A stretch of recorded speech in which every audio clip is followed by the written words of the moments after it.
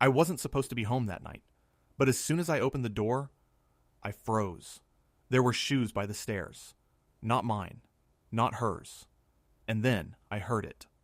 A man's voice, coming from our bedroom. I stood there, keys still in my hand, trying to convince myself there was some explanation. But deep down, I already knew. If I walked up those stairs, my life would never be the same. For years, I believed I understood my life. Not perfectly, not like in movies, but enough to feel secure. I had a stable job, a routine that made sense, and a marriage that seemed to work. We weren't the kind of couple that posted everything online or tried to prove anything to anyone. We just lived quietly, side by side, and I thought that was real. Her name is Emily. We met in college at a time when everything felt simple and open-ended. Back then, conversations didn't have limits. We could talk for hours about nothing and still feel like it meant everything. She wasn't loud or dramatic. She was calm, grounded, the kind of person who made chaos feel distant. That's what drew me to her. And over time, we built something that felt solid. We moved into a small apartment first. Thin walls, cheap furniture, neighbors we didn't know. It wasn't much, but it was ours. Then came better jobs, a bigger place. Eventually, a house in a quiet neighborhood where every day looked almost exactly the same. And I liked that. I liked knowing what tomorrow would look like. Mornings started with coffee in the kitchen. Sometimes we talked. Sometimes we didn't. But even silence felt comfortable. Before leaving for work, we'd exchange the same Pravichny Slova. See you tonight. Drive safe. Love you. Simple things. Predictable things. During the day, we stayed in touch. Short messages. Quick check-ins. Nothing emotional or deep. Just enough to remind each other that we were still there. At least, that's what I thought. Looking back now, I realize how easy it is to confuse routine with connection. Because when everything becomes predictable, you stop asking questions. Emily didn't change overnight. There was no single moment I could point to and say, that's when it started. It was slower than that. Subtle, almost invisible. She began spending more time on her phone. At first, it didn't mean anything. Everyone does that. I did it too. But then I started noticing small details. She would smile at messages, but never say why. Sometimes I'd walk into the room and she'd tilt the screen away, not dramatically, just enough to make it feel unintentional. If I asked who she was talking to, the answers were always simple. Just a friend. Work stuff. Nothing suspicious on the surface, but something felt off. Not wrong enough to confront. Not clear enough to understand. Just enough to plant a thought in the back of my mind. And that's the dangerous part. Because once that thought appears, it doesn't leave. At first, I ignored it. I told myself I was overthinking. That this is what happens when life gets repetitive. Your mind starts creating problems where none exist. So I focused on what I could control. Work, bills, plans for the future. Anything that kept me from thinking too much. And for a while, it worked. Or at least I believed it did. Because the truth is, I didn't want to look too closely. I didn't want to question something that had defined my life for over a decade. It's easier to believe everything is fine than to risk finding out it isn't. So I stayed in that comfort, in that routine, in that illusion. Right up until the night everything changed. If I'm being honest, the signs were there long before that night. But the problem wasn't that I didn't see them. The problem was that I refused to give them meaning. Because once you admit that something feels wrong in your own home, in your own marriage, you open a door that you might not be ready to walk through. At first, everything could be explained. Or at least, that's what I kept telling myself. Emily started coming home a little later than usual, not dramatically late. Nothing that would immediately raise suspicion, but just enough to break the rhythm we had followed for years. And when I asked about it, she always had an answer ready. Work meetings, traffic, helping a colleague, things that sounded reasonable, things that didn't give me any solid ground to question her. And that's what made it so difficult. Because nothing was clearly wrong. It was just different. And difference, when it happens slowly, becomes easy to ignore. Then there was her phone. At some point, it stopped being just a device she used and started becoming something she protected. And I don't mean in an obvious way like hiding it completely or refusing to let me near it, but in small, almost unnoticeable gestures. Turning the screen away when a message popped up, taking it with her even when she went to another room for just a minute, keeping it face down on the table like there was something on it that shouldn't be seen. Again, nothing I could prove, nothing I could point to. Just a growing feeling that I was no longer part of something I used to belong to. And the strangest part was the way she acted around me. She wasn't distant in the way you would expect. She still talked to me, still asked about my day, still smiled. But it felt rehearsed. Like she was playing a role she had already memorized, repeating the same lines, hitting the same emotional notes, without actually being present in the moment. There were times when I would be speaking, telling her something about work or about my plans, and I could see it in her eyes. She wasn't really there. Her attention was somewhere else, somewhere I couldn't reach, and every time I noticed it, I felt something tighten inside my chest, something I couldn't fully explain, but couldn't ignore either. Sleep changed too. She started going to bed later than me, saying she wasn't tired, saying she wanted to finish something, scroll a little longer, relax. And I didn't question it at first because people's habits change, routines shift, and not everything has to mean something. But then I started waking up in the middle of the night and noticing that she still wasn't next to me, or that she was there, but awake, quiet, her face lit by the faint glow of her phone. And every time I asked if everything was okay, she would give me the same answer. Yeah, I just can't sleep. Simple, neutral, closed. And I accepted it. Because accepting it was easier than asking the next question. There was also a new energy about her, something subtle but undeniable, like she was carrying a part of her life that didn't include me anymore. Like there were thoughts, conversations, moments happening somewhere outside of our shared reality, and I was only getting the version of her that she chose to show me. And the more I noticed it, the more I tried not to. Because once you start connecting those small, scattered details, the late nights, the guarded phone, the distant eyes, the slight changes in tone and behavior, they begin to form a pattern, and that pattern leads you to a conclusion you may not be ready to face. So I didn't confront her. I didn't accuse. I didn't even ask deeper questions. Instead, I did what most people do when they're afraid of the truth. I convinced myself there was nothing to find, that I was overthinking, that this was just a phase, that everything would go back to normal if I just gave it time. But deep down, there was a quiet voice that kept repeating the same thing over and over again. Something is wrong, and no matter how much I tried to ignore it, that voice wasn't going away. That night wasn't supposed to happen the way it did, and if one small detail had gone differently, I probably would have stayed blind to everything for a lot longer, maybe even forever, which is the part that still messes with my head the most. How close I was to never finding out. I was out of town for work. Nothing unusual, just a short trip. Something I had done dozens of times before, and Emily didn't seem to mind at all, which at the time felt normal. But looking back now, I can't help but wonder if that was exactly what she wanted. The plan was simple. 2 days away, meetings, a return flight the next evening. Routine, predictable, safe. But somewhere between the last meeting and the airport, everything changed. My flight got canceled. No warning, no easy alternative, just a delay that turned into a cancellation, and suddenly I had a choice. Stay overnight and come back the next day, or find another way home. And for reasons I didn't overthink at the time, I chose to go back that same night. Maybe I was tired. Maybe I just wanted to be in my own bed. Or maybe, somewhere deep inside, there was something pushing me to go home. Something I didn't fully understand yet. The drive felt longer than usual. Quiet. Heavy. I remember thinking about nothing and everything at the same time, replaying small moments in my head without even realizing it. The way Emily had been acting lately. The things I had tried to ignore. The feeling that something wasn't quite right. But I didn't let myself go too far with those thoughts. I turned on the radio. Focused on the road. Told myself I was just tired. When I finally pulled into the driveway, it was late later than I would normally arrive.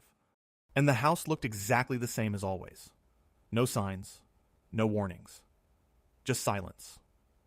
I remember grabbing my bag, walking up to the door, unlocking it as quietly as I could, almost out of habit, like I didn't want to wake her up even though I hadn't told her I was coming back.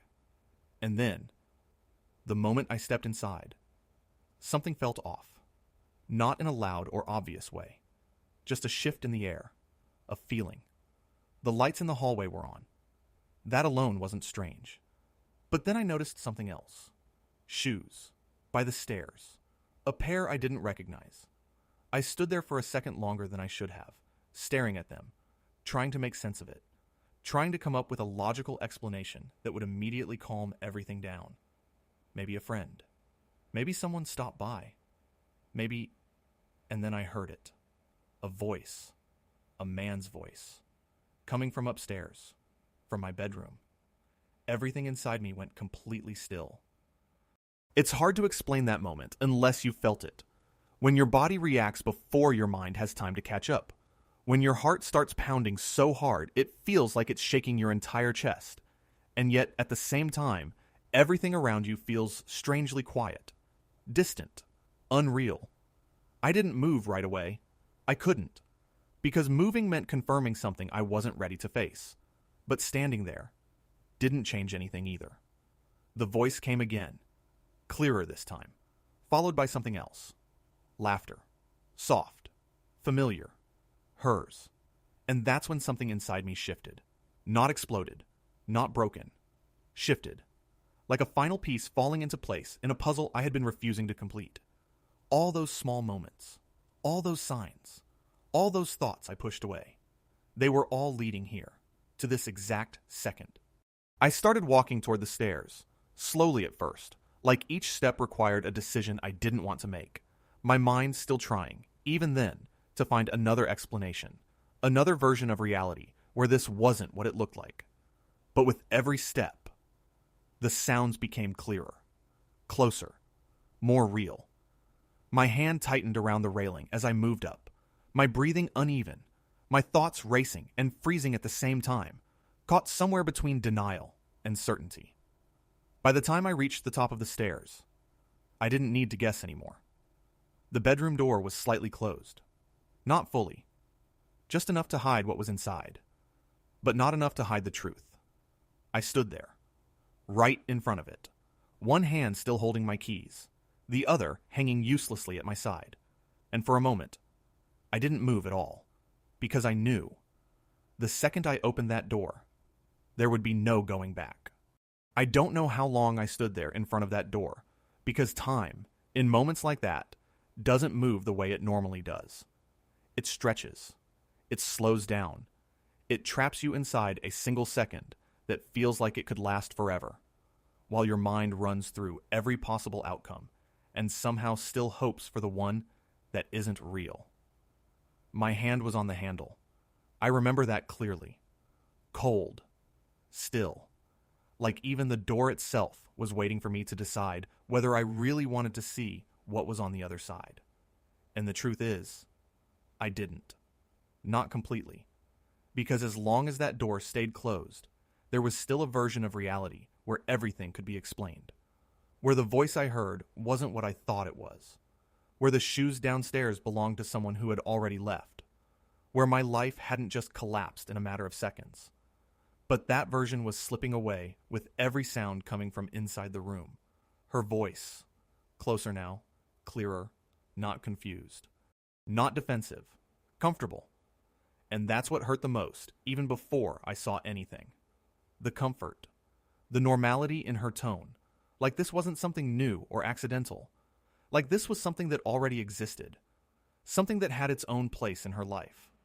A place I knew nothing about. I pushed the door open. Slowly. Almost carefully. Like I was afraid that if I moved too fast, I might miss the last moment where everything still felt unreal. And then, I saw them. There are details your brain refuses to forget, no matter how much you wish it would. And that image, that exact moment, is burned into my memory in a way that feels permanent. She was there, in our bed, The same bed we had shared for years. The same place that used to feel safe, familiar, ours. And she wasn't alone. He turned first, like he heard the door before she did. Our eyes met for a fraction of a second, and in that moment, there was no confusion on his face, no panic, no attempt to hide. Just a cold, immediate understanding of what was happening. He knew who I was. And that realization hit almost as hard as everything else. Because it meant this wasn't random. This wasn't a mistake. This was something planned. Something repeated. Something real. Emily turned right after him. And the second she saw me, everything changed. Her expression shifted so fast, it almost didn't feel genuine. Surprise, fear, guilt, all crashing into each other in a way that felt less like emotion and more like reaction. Like she was trying to choose which version of herself to show in that exact second. Wait, that's what she said. Just one word. Like that word could stop everything that had already happened. Like that word could erase what I was seeing right in front of me. And I wish I could say I reacted, that I shouted, that I lost control. But I didn't. I just stood there, completely still. Because when reality hits you that hard, your body doesn't always respond the way you expect. Sometimes it just shuts everything down, like it's trying to protect you from something too big to process all at once.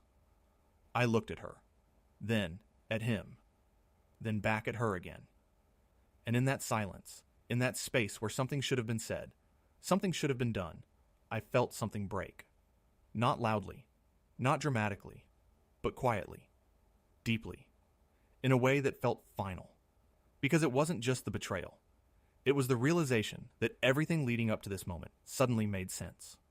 Every late night, every hidden message, every distant look, all of it. It wasn't in my head. It wasn't overthinking. It was real, standing right in front of me, in my own home, in my own life.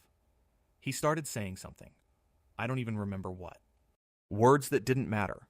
Explanations that meant nothing. Because no sentence, no excuse, no attempt to justify what I was seeing could change the fact that the line had already been crossed long before I walked through that door. Emily kept looking at me. Not at him. At me. Like I was the one she needed to reach. Like I was the one she needed to convince. But there was nothing left to convince me of. Because the truth wasn't hidden anymore. It wasn't a feeling. It wasn't a suspicion. It was a fact. Clear, unavoidable, irreversible. And as I stood there, looking at the two of them in the one place that used to mean something, I realized something that hurt more than anything else. This didn't start tonight. Tonight was just the moment I found out. The silence after that moment felt heavier than anything I had ever experienced, because it wasn't empty. It was full of everything that had just happened, everything that didn't need to be said, everything that couldn't be undone, no matter what came next. And then, finally, everything started moving again. Emily was the first to step forward, her voice shaking just enough to sound real, but not enough to feel honest, like she was trying to find the exact tone that would reach me, the exact words that could somehow slow down what was already collapsing. Please, let me explain. That's what she said. And it's strange how those words always come after the truth is already exposed. Like explanations only exist once there's nothing left to hide. I didn't answer right away. I just kept looking at her, trying to match the person standing in front of me with the person I thought I had known for years. And the more I tried, the more impossible it felt. Like I was looking at two completely different versions of the same person. Explain what? I finally said, my voice quieter than I expected, almost calm, which somehow made everything feel even worse. What part of this needs explaining? She opened her mouth, but nothing came out immediately, and for a second, I could see it. The panic, the realization that there was no version of this story that made her look innocent. No angle that could turn this into something less than what it was. It's not what you think, she said, and for the first time, something inside me reacted. Not anger, not yet, just disbelief, because that sentence didn't fit the reality I was standing in. I let out a short breath, something close to a laugh, but without any humor in it, and shook my head slowly, like I was trying to physically push away what I had just heard. I heard him before I saw you, I said, each word steady, controlled, almost detached. I walked into my house and listened to my wife laugh with another man in our bedroom.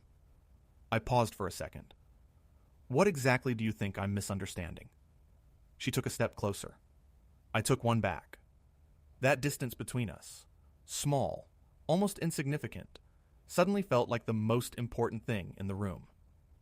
It didn't mean anything, she said quickly, like speed could make it more believable. It just happened. And that's when the anger started to rise.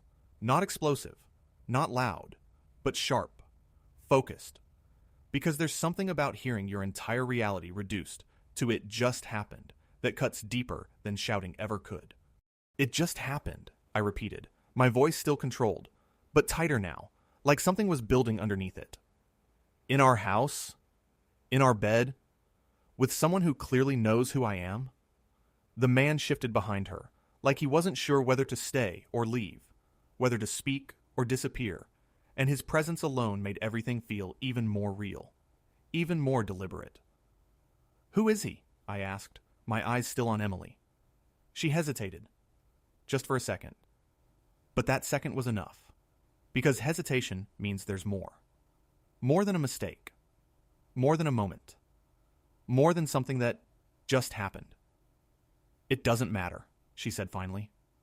And that answer was worse than anything else she could have said. Doesn't matter, I repeated, the disbelief turning sharper now. You brought him into my life, into my home, and you think it doesn't matter who he is? She looked away for a moment, and that was all I needed to understand, that this wasn't simple, that this wasn't new, that this had a history I knew nothing about. We've been seeing each other for a while, she admitted quietly. And there it was. Not a moment. Not a mistake. A while. Time. Repeated choices. Repeated lies. I felt something drop inside me at those words, like the last piece of doubt, the last fragile part of me that was still hoping for a different version of this reality, finally gave up. How long? I asked. She didn't answer immediately. And once again, that silence told me more than any number could. Months, she said eventually, her voice barely above a whisper. Months. While we were living together. While we were talking every day.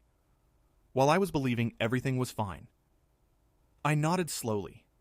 Not because I accepted it, but because there was nothing else to do with that information except let it sink in. And the more it did, the clearer everything became. This wasn't just betrayal. This was a second life. One that existed right next to mine, without me ever seeing it. There's a moment in situations like this when you realize that the betrayal itself, as painful and overwhelming as it already is only the surface of something much deeper, something far more razrashidlna. Because the real damage doesn't come from what you saw. It comes from everything you didn't know. And I felt that moment hit me slowly, like a wave that doesn't crash all at once, but keeps rising higher the longer you stand there, unable to move, unable to escape what's coming. Months, I repeated quietly, more to myself than to her, as if saying it out loud would somehow make it less real, less final, less permanent.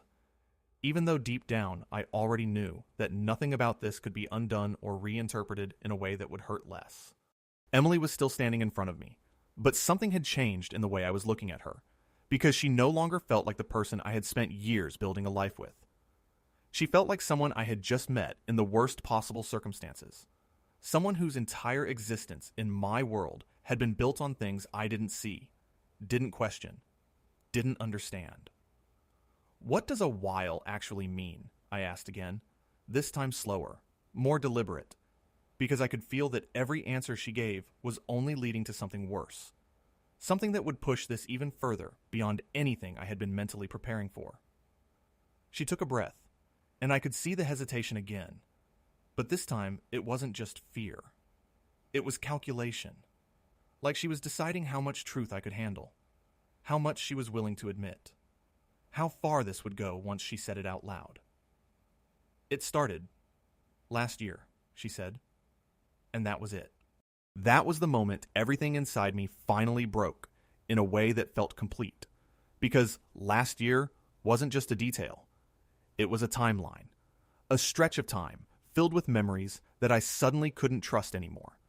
Moments that I thought belonged to us, but now felt contaminated by something I had never even suspected.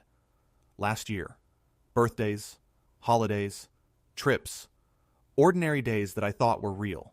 All of it. Running parallel to something else. Something hidden. Something intentional. I let out a slow breath, but it didn't calm anything down. It just made the weight of it all settle deeper, heavier, like my mind was trying to process too many layers of the same reality at once and failing to keep them separate.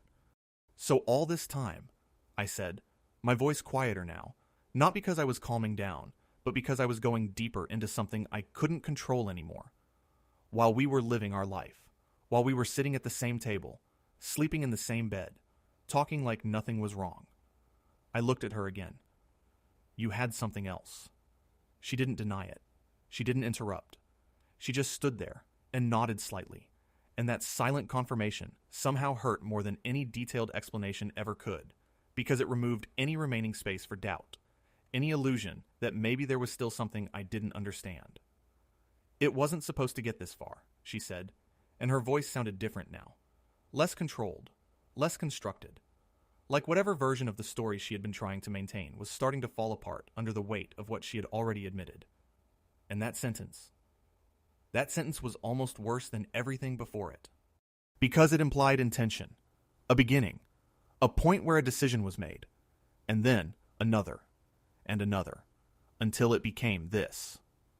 How does something like this not supposed to get this far? I asked, my voice tightening again, not with explosive anger, but with something sharper, more precise, something that needed answers, even though I already knew they wouldn't make anything better. You don't accidentally build a second relationship over months, I continued, each word slower, heavier, more controlled, because losing control now felt pointless, useless, like it wouldn't change anything that had already been set in motion long before this moment. You don't accidentally lie every day. You don't accidentally come home and pretend everything is normal. She looked down, didn't answer, and that silence was the answer. Because there was no explanation that could exist without making things worse. No version of events where this turned into something less than a series of choices made over and over again, each one bringing her further away from me, while I stayed exactly where I had always been, unaware, trusting, blind. And then I asked the question I didn't want to ask, the one that had been forming in the back of my mind from the moment I saw him, the one that felt like it would take whatever was left of me and finish the job completely. Do you love him? The room went completely still again. Different this time. Heavier. More final. Because this wasn't about what happened. This was about what it meant. Emily didn't answer right away, and that pause stretched just long enough to make everything inside me tighten again, because I already understood that whatever came next would not leave anything untouched. And when she finally looked up at me, I saw it. Not confusion, not uncertainty, not something else. Something clear enough to say everything before she even spoke. And in that moment, I realized the truth wasn't just that she betrayed me. It was that somewhere along the way, she had already chosen a life without me. I don't remember leaving the room the way most people would expect me to remember it, because there was no dramatic exit, no final speech, no moment where I suddenly became someone stronger or colder. There was only a quiet decision forming inside me that staying any longer would not give me answers, would not give me closure, and would not give me anything except more pain layered on top of what I was already struggling to process. At some point, I simply turned away. No shouting, no collapse, no final confrontation, just movement. Down the stairs, step by step, with the sounds of their voices fading behind me, not because they stopped speaking, but because my mind stopped registering them in the same way, like everything had been pushed behind a thick wall that I could no longer fully access. I remember reaching the hallway, grabbing my keys from the table without even thinking about it, and standing there for a few seconds longer than necessary, Not because I was unsure of where to go, but because leaving a place that has defined your life for years doesn't feel like a normal action. It feels like crossing out a version of yourself that no longer exists. And then I left. The door closed behind me quietly. No slam. No final sound that would mark a clean ending. Just silence. Outside, the air felt colder than I expected, even though nothing about the weather had changed, but everything inside me had, and I sat in my car for a long time before starting the engine, staring at the dashboard without really seeing it, trying to understand how a single night could completely overwrite years of what I thought was real. When I finally drove, I didn't go anywhere specific. I just moved. Through streets I recognized but didn't feel connected to anymore, as if I was passing through someone else's life rather than my own, and every traffic light, every turn, every familiar intersection only reminded me that the world outside hadn't changed at all, even though mine had completely collapsed. I didn't call anyone. I didn't text anyone. Because there are moments when words feel too small for what you're carrying, and anything you try to say comes out wrong, incomplete, or meaningless compared to what actually happened. That night, I didn't sleep. I just existed. Sitting in my car for hours, sometimes parked, sometimes driving without direction, replaying everything again and again, not because I wanted to, but because my mind refused to stop trying to understand how all of it had been happening right in front of me, without me seeing it. And the worst part wasn't even the betrayal itself anymore. It was the realization that life doesn't usually break loudly. It breaks quietly. In small moments you ignore. In explanations you accept too easily. In trust, you give without questioning where it's going. The next days blurred together in a way I can't fully separate anymore, because I wasn't functioning in the normal sense. I was reacting, moving between basic necessities without any real sense of direction, answering messages I didn't want to answer, avoiding conversations I couldn't handle, and spending most of my time in silence that felt heavier than any argument. Emily tried to reach me, multiple times, calls, messages, long texts that I didn't open immediately, and when I did, they all carried the same tone. Regret mixed with justification, emotion mixed with distance, like she was still trying to shape the story into something survivable for herself. But I wasn't interested in versions anymore. I had already seen the reality. There was nothing left to interpret differently. At some point, I stopped replying completely. Not out of anger, not out of revenge, but because continuing the conversation would have meant staying emotionally inside a situation I had already physically left. Eventually, I moved out. Quietly, without a final argument, without witnesses. Just boxes, silence, and the strange feeling of packing a life into objects that suddenly felt less like memories and more like evidence of something that used to exist but didn't anymore. And even after all of that, the hardest part wasn't leaving her. It was accepting that the version of my life I had believed in, the stability, the trust, the normalcy, had never been as solid as I thought it was. It had been a story I was living inside without realizing that someone else had already started writing a different ending. And now, sitting alone with everything that followed that night, I understand something I didn't understand before. You don't always lose your life in one moment. Sometimes, you just finally see it for what it was all along,